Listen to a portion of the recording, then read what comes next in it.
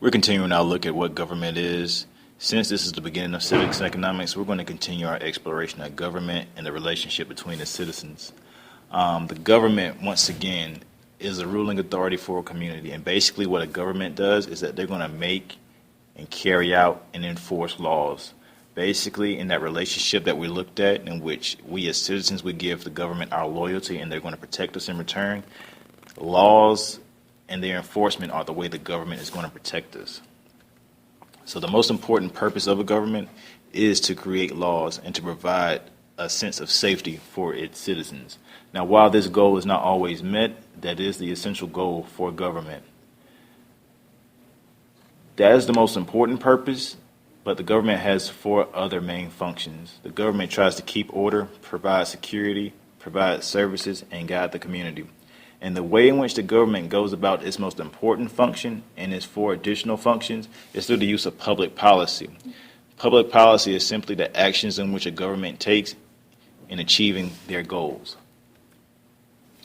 Now, since we live in a country that is huge, we have millions and millions of people, we're going to have our government broken down into three levels, but they all work together. So we have a national government, state government, and local government. It's a hierarchy of power in which the national government is at the top, the state and local governments fall under it, but they all work together. Since we're so big, this is how they go about achieving their goal of creating a safe environment for us as citizens and protecting us.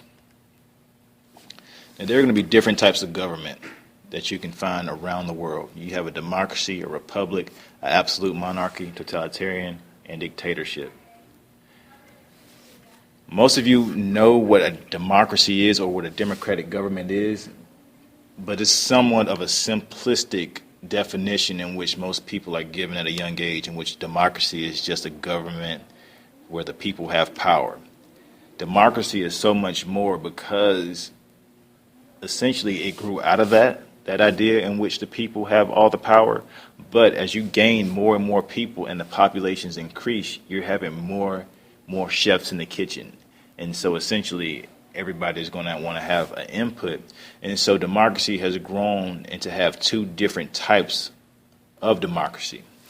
All right, you're going to have a direct democracy in which all citizens meet to debate government matters and vote firsthand, which is what they did in the past where you had small groups of people.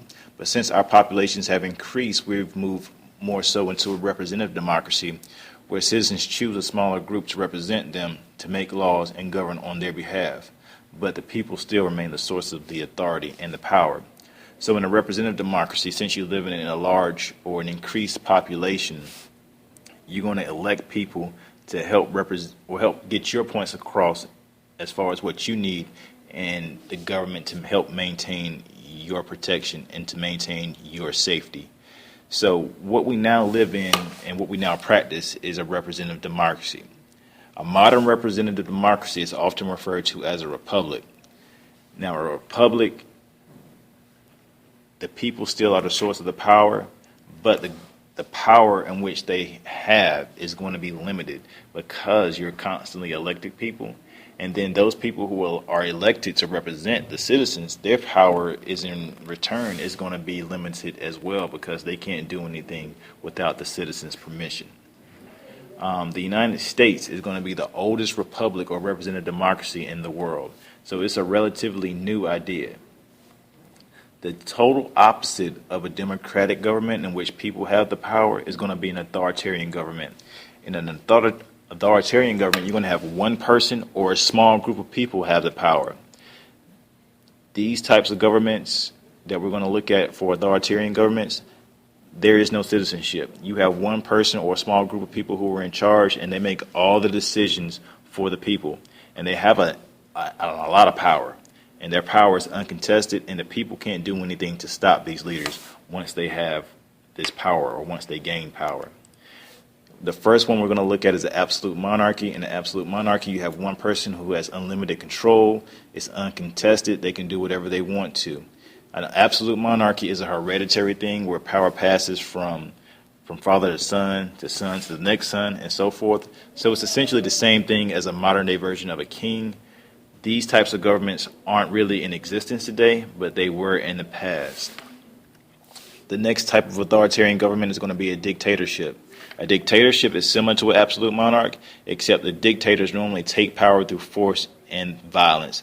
They're going to maintain their power and maintain their position through force and through violence, so nobody else can challenge them. These people have complete control, and the people simply have no choices in that as well. Totalitarianism is the means in which people go about pursuing an absolute monarchy or pursuing a dictatorship. This is how they go about as far as suppressing the freedoms and the needs of the people, and they simply make all the decisions for the people in a totalitarian government. So just to sum up everything, essentially what you're going to look at around the world is dictatorships versus democracy. In a dictatorship, you're going to have the government controlled by one person or a small group of people, but these people really are not going to maintain a sense of loyalty to their government because the government is not looking out for them. And then you're going to have a democracy where the people have a say-so in what's going to occur, and they share in the governing power with those who are in charge. So these are the types of governments that we're going to be looking at, and we're going to look at the rights that people have and the responsibilities that citizens have and why we actually need this. That's it for today.